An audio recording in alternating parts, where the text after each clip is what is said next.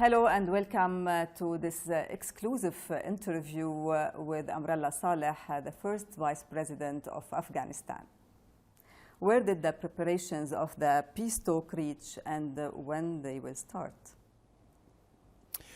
The last obstacle, which the Taliban were calling it an obstacle, was the demand for release of 400 high-risk detainees who were drug dealers, planners of suicide bombers, kidnappers, killers of both Afghans and international forces here. Release of these people wasn't in the domain of the authority of the president, so he had to bring a grand assembly of the Afghan people, which we call Loya Jirga. And all the Loya Jirga gave us, the government, the mandate to release these 400 high-risk detainees in order to make the talks happen soon. It should happen any moment in the next couple of days, but should the Taliban find another excuse, it will be a slap in the face of the international community who told us this is the last excuse, and it will be a slap in the face of peace itself. So we are looking forward for the start any moment. You said in a tweet that the peace process will face turbulence. What is the nature to these turbulence and how can you overcome them? Yes, I did say that. The war wasn't never a war of Afghans and Afghanistan itself.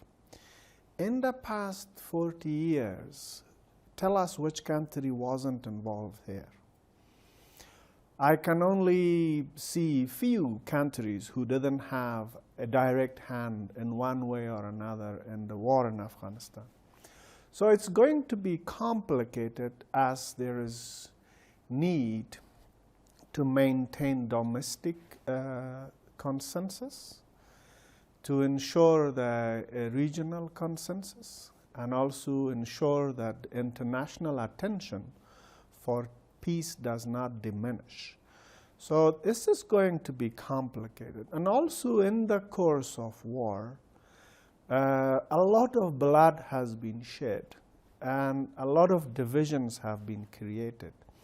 Overcoming these divisions will not be easy. And then there are stages of negotiations where we will reach a discussion on symbolism, on values, which will be most difficult. So therefore, it's not going to be, you know, a cocktail party finishing in couple of hours. This is going to be extremely complicated. One complication of this process is going to be the socialization of the peace process. We do not want the settlement to be settlement of few guys, few families, or few elite. It has to be socialized at the grassroots level, because the grassroots have paid the cost of war, and if we do not involve them constantly and frequently in what is happening, it may become an elite deal and it will collapse any moment. So therefore, we are of the view that it will be the beginning leading to a framework agreement, the framework agreement leading to the comprehensive agreement. So this three-stage talks, which will enable Afghanistan to see permanent ceasefire. We should not even call it permanent ceasefire. We should call it permanent peace, because ceasefire means between two warring factions. If this is meant to bring all Afghans together, it should be called permanent peace. So it will have turbulence. Taliban will try to use violence to get more concessions. They will try to create more choke points in the highways. They will try to do more extortion to increase their revenue. And each action they do will complicate the peace. And if they create more excuses, it will make it difficult for us to sustain our political and social capital to enter into a deal with them. So therefore, this is going to be one of the most difficult peace negotiations of history. In certain ways, this is going to be even more complicated than the Arab peace process. You fought against Taliban, and now you are ready to meet them. Have you forgiven them or forgotten what they did? No, I have not forgiven them. I will not forgive them. I will have not forgotten them. I will never forget them. I do it for the sake of the country, but as an individual, I reserve the right to always be politically on the opposite side of the Taliban. That's my brand. I will never change it. Making peace with the Taliban is neither surrendering to the Taliban nor demanding the Taliban to surrender to us. It's bringing two ways of life under one national ceiling. It will be coexistence. It will not be necessarily one side regretting the other side. In my view, the Taliban are a distortional expression of Islam. They are a deviation in the body of Islam. They are a deviation in the body of the Afghan culture. They are a deviation and a deviated group in the context of our history. They don't represent us. They don't represent me, my family, my country, my community. But because of violence, they have become a reality. The moment they make peace, that very moment they make peace, the society will eat them away within 6 months because they lack political manifest. All they know is a gun in their hand looking at your forehead. The moment they put down that gun, what other skill they have to be used in the society? Nothing. Why should I forgive or forget that type of a group? It doesn't mean I will not embrace peace, but I will always fly their crimes in their face politically. They are criminals. You were the head of intelligence and interior minister. How would you describe the security situation now in Afghanistan? The situation in Afghanistan is, as you know, for the past 18 months, and particularly since February 2020, we are fighting by our own means against the Taliban. The United States has largely stopped combat operations against the Taliban, so we fight ourselves. That is a demonstration that all the predictions that without the U.S. these people will not be able to hold, to take the ground, proven wrong, one. Secondly, the army is not a conscripted army. It's a volunteer army. It's not a draft army.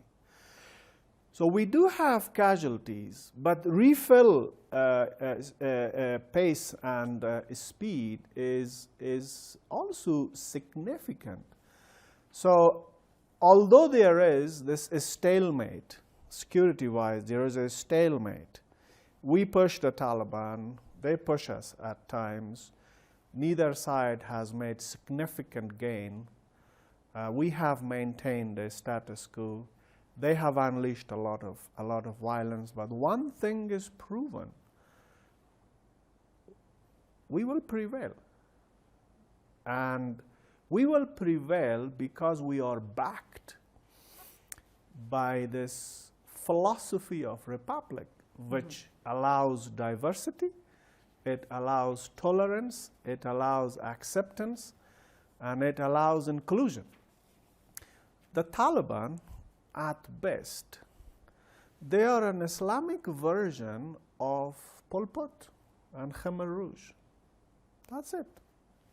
What are the biggest challenges, especially with the recent emergences, ISIS, in addition to the presence, of course, of Taliban?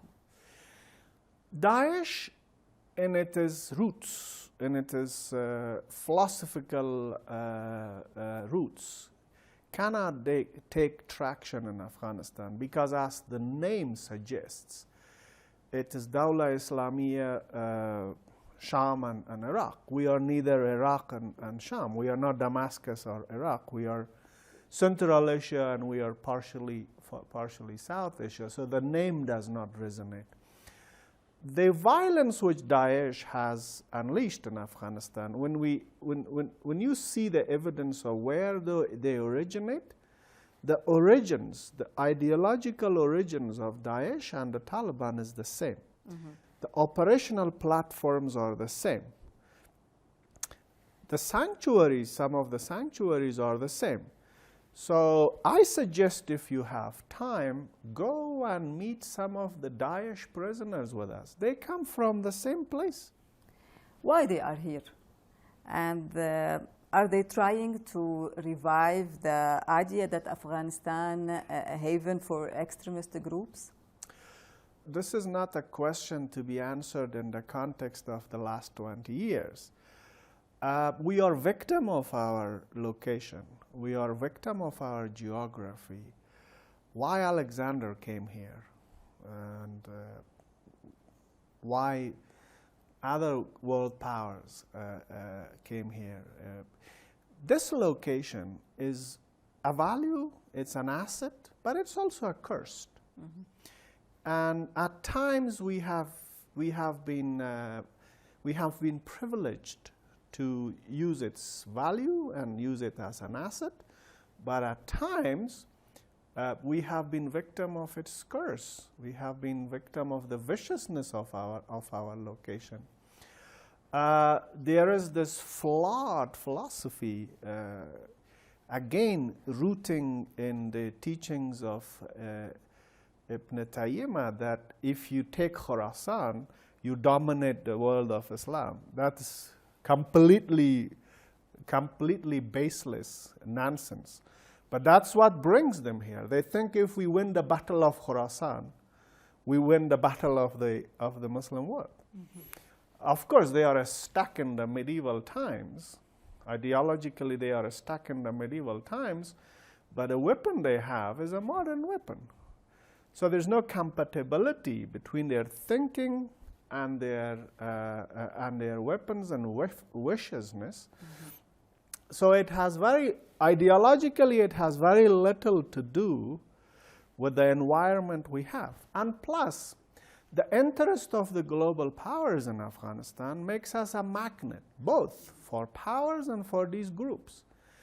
And we become this chocolate nakedly out in the street with all the flies and bees coming to eat us. What about the relation between Afghanistan and Iran, India, China, Russia? Our relationship with Central Asia is expanding very fast.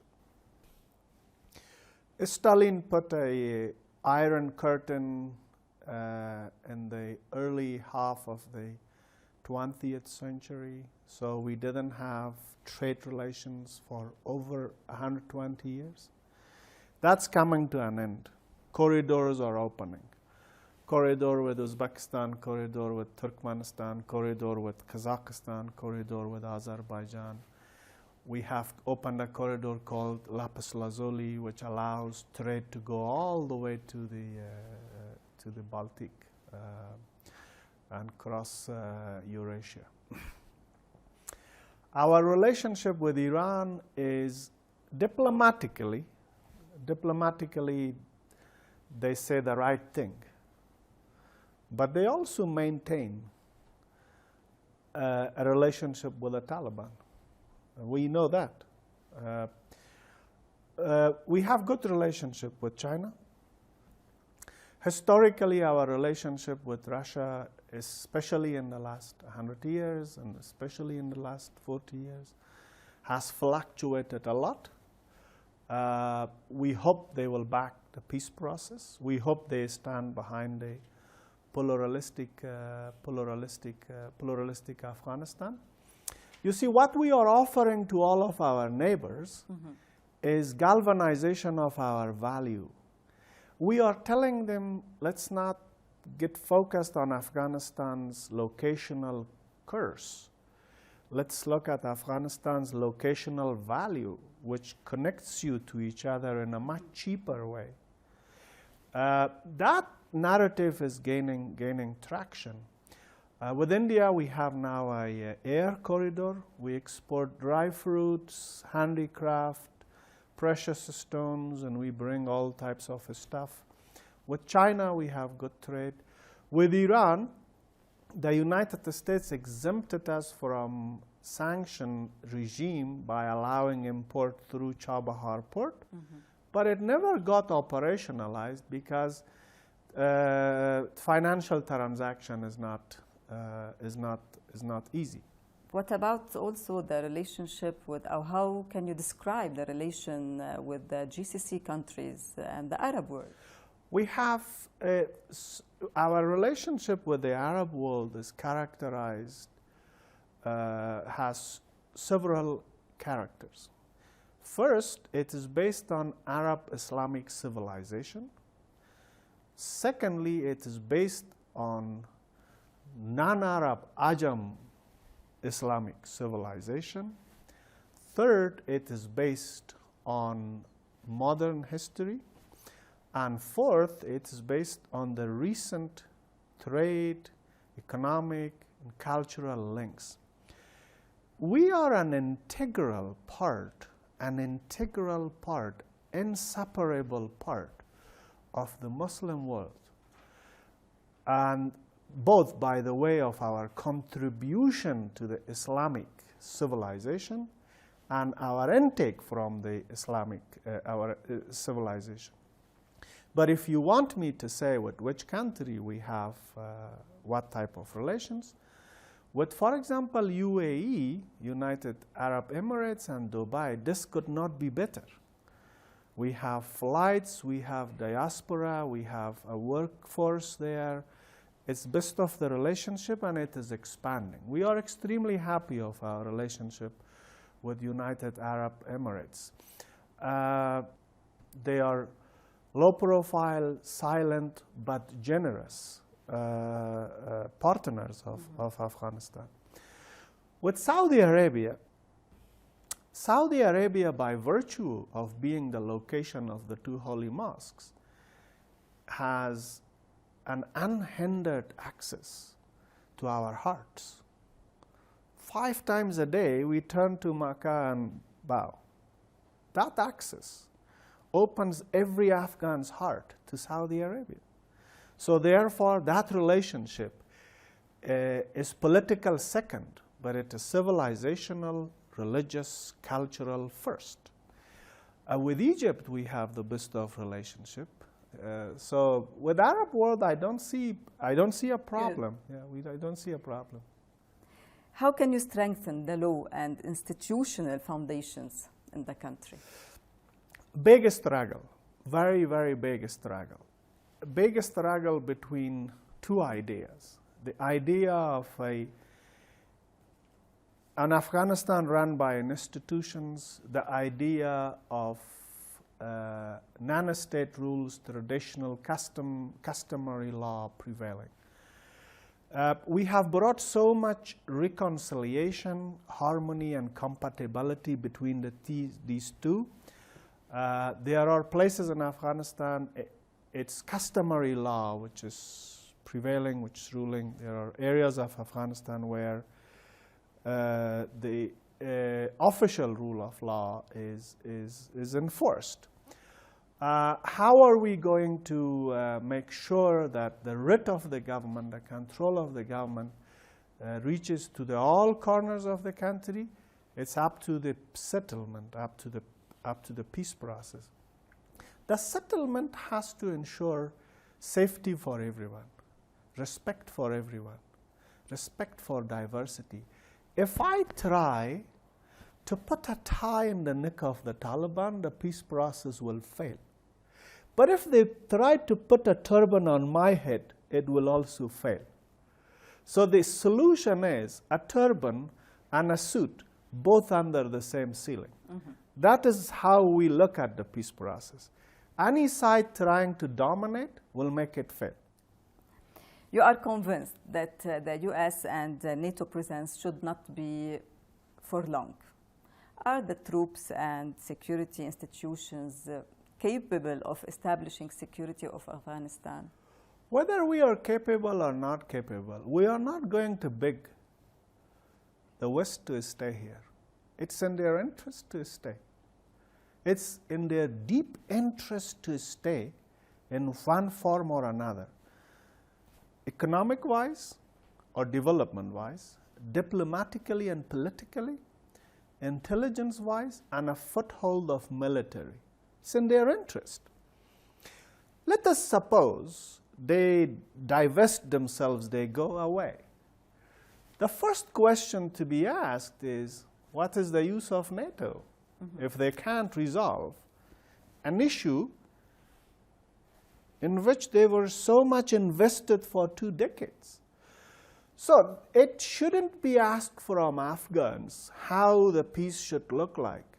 The entire Western civilization should also be asked what type of a peace you would like to see in a place where you fought together. As I said, it was never a purely Afghan peace war. It's not going to be a purely Afghan peace. It is so intricate and it is so twisted. And part of the twist is our partnership with NATO. And therefore, they must be United States, European Union, NATO. They cannot say this is an Afghan peace process. No. This is a global peace process, as it was a global war. In an interview, Joe Biden, the U.S. presidential candidate, was asked about the U.S. responsibility if Taliban returned to power. He answered, zero responsibility. What do you make of this answer? I laugh because a superpower never says, I have zero responsibility. They have to have some responsibility. It's his choice. It's the choice of his country. I was not the author of the United Nations resolution bringing NATO troops here. They were the authors and the sponsors of the United Nations resolution. I think Washington is still a global power, United States, and global powers do not respond by saying, I have zero responsibility. If they have zero responsibility, who has zero plus responsibility? There is a world order, and that world order needs to be maintained. So I think the answer had a domestic audience, but internationally, I don't think it was a good answer. There are more than 2 million in Europe, 2 million Afghans, of course, in Europe and USA. How will you encourage them to return and invest in Afghanistan? No, I don't encourage them to return. We are happy they are there because it gives us a new identity for Afghanistan. Until 1979, Afghan meant a guy who lived in Afghanistan. No longer. Afghan means a guy who is in the United States, in Europe, in Dubai. We have gone all over the world. What we need is to find a mechanism to use their talent, to invite their money, to link them with ancestral land of theirs. Similar to the Lebanese. Why should you bring all the Lebanese back to Lebanon if they are in France, if they are in the US? Diaspora is a new reality of life, and they are our big asset. We want them to have a link to this land. We like them to have a loyalty to Afghanistan, but not necessarily come all back here. Where does Amrallah Saleh prefer to be? The head of intelligence, interior minister, or as vice president? You see, I don't want to answer this question in a very egoistic way. in my background, I come from a very, very poor, economically very poor family. My father was a laborer, and he died when I was a kid. My brothers were killed when I was a kid. Whatever I have is the gift of this country, the gift of this identity, and I owe my country so much. Whatever I can do, whether it is planting a tree or, putting a hand on shoulder of an orphan, or contributing to the environment of Afghanistan, or writing 2 lines about its pride and history, I have never sought a status. I have sought a role, not a status. The status has come by itself, and I am not hiding my past. Without Afghanistan and without this identity, I would have been one of the unknown 7 billion people of this earth. So this soil, with all its troubles, has given us so much pride, so much pride. And I owe it to my country. So it doesn't matter where I am. I belong to it. You survived numerous assassination attempts. How did that affect you? Do you still fear for your life? If I say I don't fear, it will be a lie and arrogance. Fear is part of the human trait. It's part of our psyche. But I'm not afraid of death. No. When it happened, I was about 4 or 5 meters away from the 2 suicide bombers, but there was this corner between us, and they were unable to pass this and hit me, but they shot 19 grenades. My guards were wounded, and 30 people were killed. I survived. But if you look at the attack on me, it is one of the 1,000 attacks. That's why I don't talk about it, because a lot of Afghans whose blood was also red got killed. And I don't provide any extra label to my blood. Had they been able to kill me, okay. I have never regretted fighting them. I have never regretted arresting them. I have never regretted standing against them to provide a space for a pluralistic Afghanistan.